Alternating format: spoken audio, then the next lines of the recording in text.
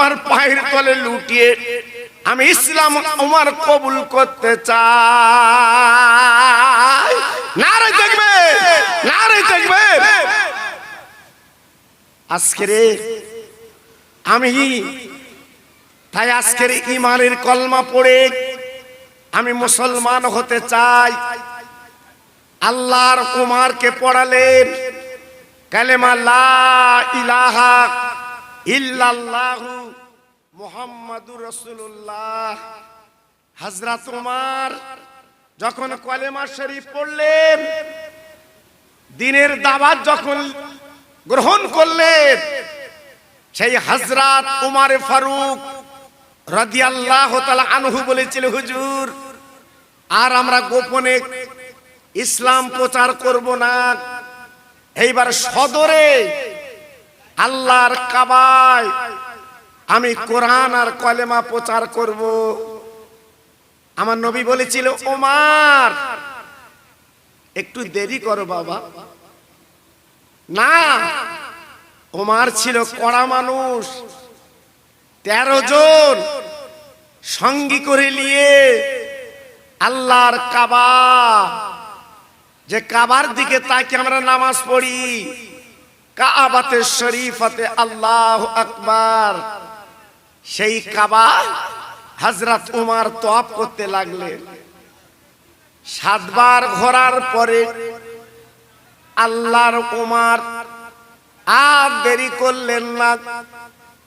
এইবারে আবু জেহেল, আবু লাহাব, উতবা, সাহেবা ওরা ছিল কাবার ভিতরে।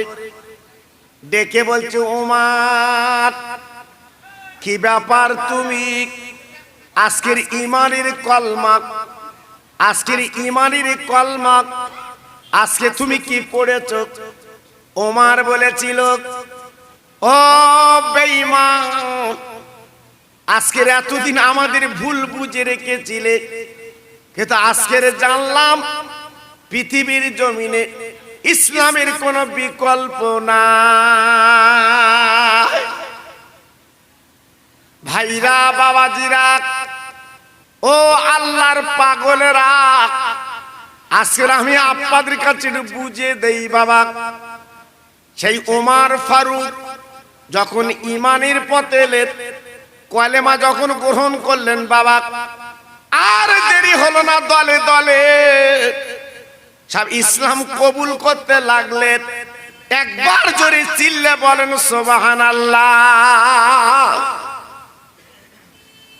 আজকের সেই কোরআন আর কলেমা আজকের আমাদের কাছে যেন একটু করুণ হয়েছে। জি, আজকের আমাদের কাছে একটা বোঝা হয়ে পড়েছে। সেই কোরআন আর কলেমার দাম আজকের আমরা কিন্তু দিতে চাচ্ছি না। তাই আজকের দুঃখ লাগে, আমরা নাম কি অস্তে মুসলমান। জি, এমন অনেক ভাই আমাকে আরজু করেছেন, হুজুর এই ভারতবর্ষের রাজা যার নাম হচ্ছে খাজা গরিবে নওয়াব, আপনারা ওয়াজ ইউটিউবে দেখেছেন, শুনেছেন। জি, এক একটা দিক দিয়ে আলোচনা করতে গেলে রাতের পর রাত কেটে যাবে, ফুরাবে না। আমার খাজা বাবা, ওনার বাড়ি হচ্ছে ইরাকে। জি, আল্লাহু আকবার। যেখানে আল্লাহ ওলিরা বাগদাদ শরীফ যেটা বলা হয়, ওই বাগদাদের নিকটতম জায়গায় মঈনুদ্দিন চিশতি রহমাতুল্লাহ আলাইহির বসত বাড়ি ছিল বাবা। জি, আল্লাহর ওলি মঈনুদ্দিন আজমিরি 8 বছর কম বেশি বয়স, ওনার আব্বাজান মারা গেলেন। আব্বার নাম বাবা গিয়াসউদ্দিন রহমাতুল্লাহ আলাইহি। বাপের বুকের উপরে পড়ে বাবা ছোট্ট বাচ্চা মঈনুদ্দিন কাঁদতে লাগলেন, আব্বা গো আজকের আপনি দুনিয়াতে চলে গেলেন, আজকের আমি কাকে আব্বা বলে ডাকবো, কাকে আজকের আমি আনন্দ করব কাল নিয়ে? ওনার জনম দুঃখিনী মা চলে এলেন, গলাটা জড়িয়ে বললেন, বাবা, ও বাবা মঈনুদ্দিন, কেঁদো না, কেঁদো না বাবা, তোমার আব্বা নেই, মারা গেছে, আমি তোমার মা বেঁচে আছি বাবা। এইবারে মায়ের আদর পেয়ে আব্বার কথা ভুলে গেলেন। অল্প দিনে বাবা হাফেজে কোরআন, বাবা শিক্ষা দীক্ষায় আল্লাহ পাক ওনাকে বাড়িয়ে দিলেন। কিতাবে বলা আছে, যখন ওনার 14 বছর বয়স, ওনার মা কিন্তু মারা গেলেন। মা মা বলে কাঁদতে লাগলেন, মা গো, আজ আমার আব্বা হারিয়ে গেল, মা হারিয়ে গেল, আমি কার আবডালে জীবন কাটাবো, কার কাছে আমি থাকবো? এই বলে ঝরঝর করে কাঁদতে লাগলেন, চোখের পানিগুলো ফেলতে লাগলেন। না না না, উনি খরমা গাছে, খেজুর গাছে আল্লাহর ওলি মঈনুদ্দিন ঘুরতে লাগলেন। ওই ইরাকের জমিনে একজন মহান আল্লাহর ওলি ছিল, যার নাম হচ্ছে উসমান হারুনি রহমাতুল্লাহ আলাইহি। বাবা মঈনুদ্দিনকে ডেকে বলেছিল, বাবা, তোমার চেহারা দেখে মনে হচ্ছে আগামী দিনে তুমি মহামানব হবে। ও বাবা ছেলে গো, আমার মাথার টুপি তোমার দিলাম, আমার গায়ের লম্বা জামা তোমার দিলাম, যাও যাও যাও যাও, তুমি চলে যাও মদিনাতুল মুনাওয়ারায়, আমার নবী পাকের রওজা জিয়ারত করতে চলে যাও, যাও যাও আল্লাহর কাবা তওয়াফ করতে চলে যাও। খাজা মঈনুদ্দিন আজমিরি পায়ে হেঁটে হেঁটে হেঁটে হেঁটে আল্লাহর কাবায় পৌঁছে গেলেন। আল্লাহর কাবা 7 বার তওয়াফ করলেন।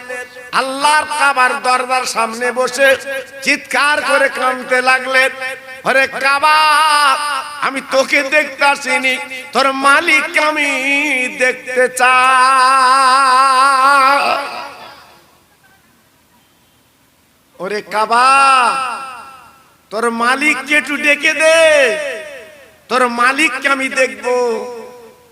আহ, কাবার ভিতর আওয়াজ এলো, ও মঈনুদ্দিন, যাও যাও যাও, কাবার মালিককে দেখতে গেলে আগে মালিকের বন্ধুকে দেখতে হবে।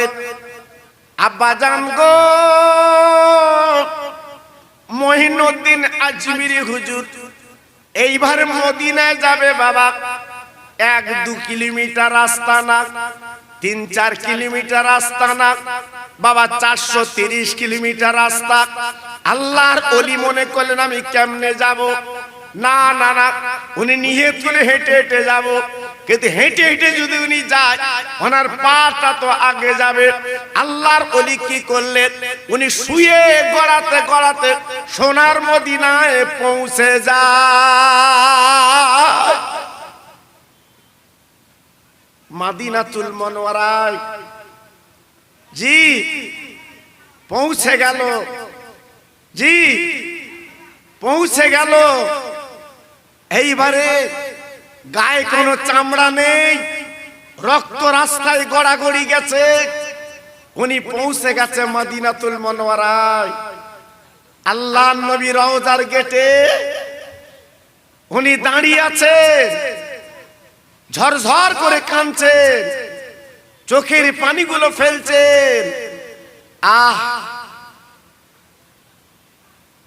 আমি বুঝতে পাচ্ছি আপনারা অনেকে দেখতে পাচ্ছেন আমাকে, যেহেতু আপনাদের কৌতূহল, আমি বুঝতে পারছি আপনারা আমাকে দেখতে পাচ্ছেন বলে অনেকে ইতস্ততা করছেন। যাই হোক, এই যে অবস্থা আমি দেখছি বাবা, বিশেষ করে এদের একটা একদিকে যদি একটা করে তাহলে মোটামুটি ভালো হয়। সামনে দেওয়া মানে কি, আমার এই ডাইন সাইডের লোক দেখতে পাচ্ছে না, জি তো আমি যদি একটু চেয়ারে বসে আপনাদের অসুবিধা হবে? কি বলে অসুবিধা হবে? জি হ্যাঁ, আমি একটু চেয়ারে বসে আপনারা দেখতে পাবেন। হ্যাঁ,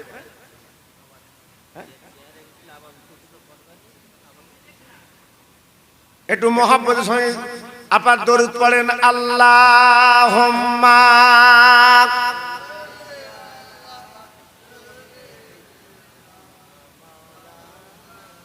খুব সুন্দর হচ্ছে। ওয়ালা আলে,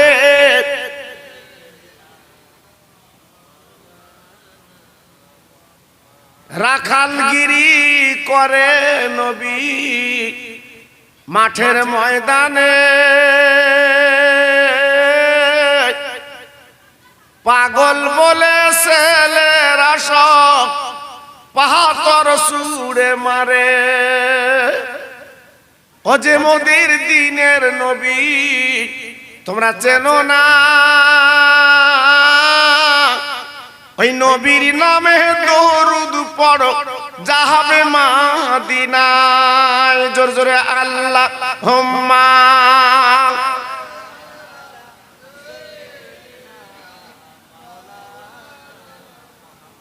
ওয়ালা আলে,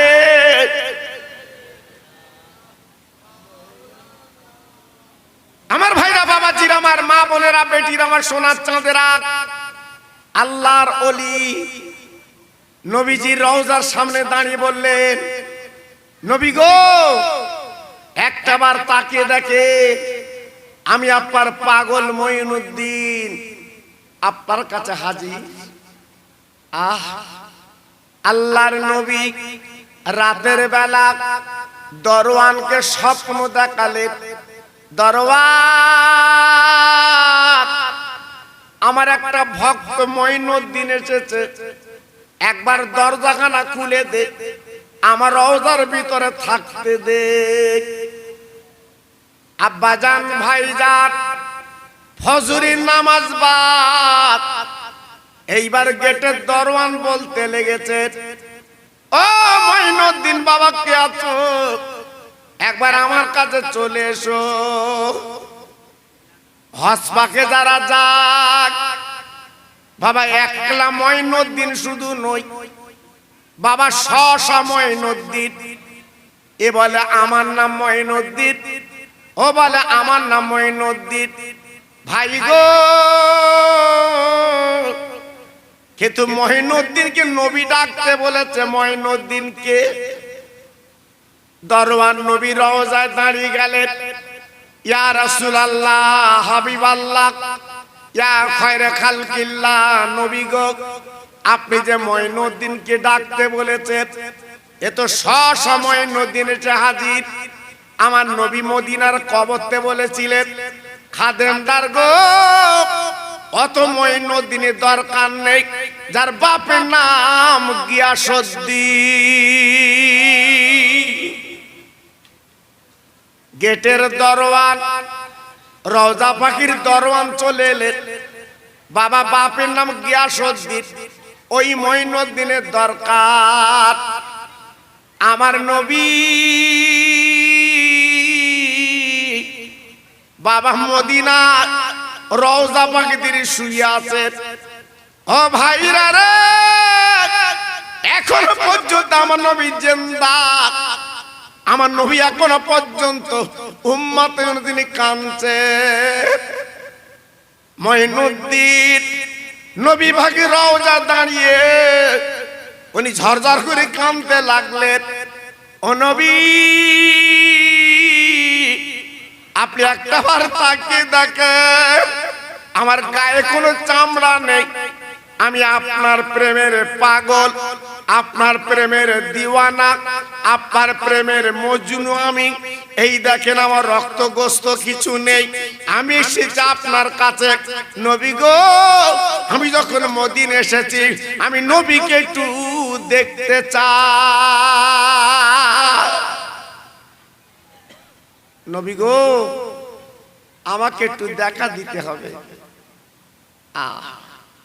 আল্লাহর নবী, রহমতের নবী, কবরতে বলেছিলেন, রওজাতে বলেছিলেন, মঈনুদ্দিন বাবা চোখ দুটো বন্ধ করে তাকিয়ে দেখো, দেখতে পাবে খাজা মঈনুদ্দিন আজমিরি চোখ দুটো বন্ধ করে আমার নবীর দিকে তাকালেন, আমার নবীকে দেখতে পেলেন, রসুলকে জানতে পারলেন, রসুলকে চিনতে পারলেন, বুঝতে পারলেন। ও ভাইরা রে, আমার নবী পাক ডেকে বলেন, মঈনুদ্দিন আজকের গায়ের চামড়া তুমি ছিলে, আজকে রক্ত দিয়ে আজ যেমন তুমি এসেছো, আমি নবী তোমার একটা পুরস্কার দিলাম। যাও যাও ভারত নামক একটা জায়গা চলে যাও, আমি কলেমার পতাকা তোমার হাতে দিলাম, তুমি কোরআন আর কলেমা নিয়ে তুমি চলে যাও। ওই ভারতের জমিনে কোরআন কলেমা তুমি বলবে, ওই ভারতের রাজা আমি আল্লাহর নবী বানিয়ে দিলাম। আরব সাগর পাড়ি দিয়ে ইমানের কলমা হাতে নিয়ে নবীর মোহাব্বতের পানি বুকে নিয়ে উনি আজমির নামক জায়গায় তারাগড় পাহাড় নিকটতম জায়গায় উনি একটা ছোট্ট তাম্বু গেড়ে বসলেন। এই ভারতের ইতিহাস বলছি বাবা জি। তাম্বু গেড়ে যখন বসলেন, কিছু মানুষ দলে দলে দলে দলে আমার খাজা বাবার হাতে হাত দিয়ে ইমানের কলমা পড়ে মুসলমান হচ্ছে। এটা জোরে বলতে পারলেন না? আর একটু চিল্লে বলা গেল না? জি। পৃথিরাজ, আজমিরের রাজার নাম ছিল পৃথিরাজ। পৃথিরাজের কাছে সংবাদ পৌঁছে গেল, ও পৃথিরাজ একটা মুসলমান ফকির এসেছে, সে আজকে নতুন ধর্ম চালু করেছে, কোরআন আর কলেমা। পৃথিরাজ মুস্কে হেসে বলেছিল, আজমিরের মাটিতে কোরআন কলেমা চলবে না। তাই অজয় পালকে ডেকে বলো, অজয় পাল তুমি কি পারবে ওই মুসলমান ফকিরটাকে মারতে, আজমির থেকে তাড়িয়ে দিতে? পৃথিরাজ ডেকে বলল, অজয় পাল জবাব দিল। অজয় পাল বলল, ও আজমির রাজা পৃথিরাজ, একদম চিন্তা করবে না, এক মুহূর্তের মধ্যে আমি কোরআন কলেমা বন্ধ করব।